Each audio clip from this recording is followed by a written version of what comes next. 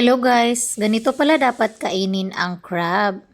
So pupukin lang pala yan siya para palambutin, pero hindi talaga i-crack yung shell niya. Tanggalin yung mga ano niya, yung mga paa, tapos i-cut ng ganyan yung may mga laman. Tapos insert lang pala ang ganyan. Hindi na siya kailangang i-crack. Tapos yung ano niya, yung parang malapit doon sa tiyan niya, kukunin lang yun.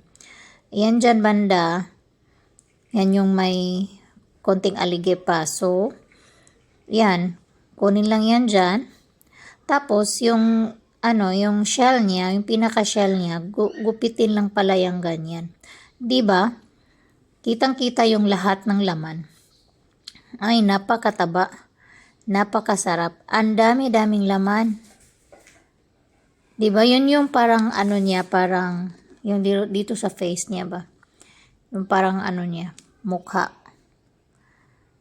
Mataba. So, tuturuan kayo ni chef kung paano kukunin yung mga buto-buto pa dyan.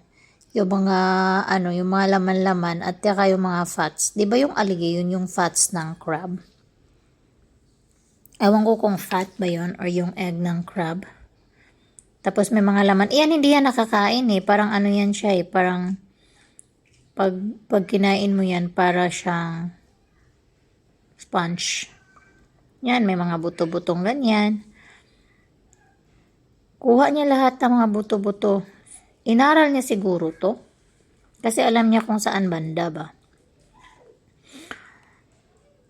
So, ganyan talaga. Diba, kuhang-kuha niya yung mga konting buto. Yung mga naiiwan na lang is yung mga laman. Ang tagal mo sigurong makakakain yan, no? Yung gutom ka na tapos hindi ka pa makakain kasi tanggalin mo lahat ng buto-butong ganyan. Pero tingnan nyo naman, ang sarap-sarap.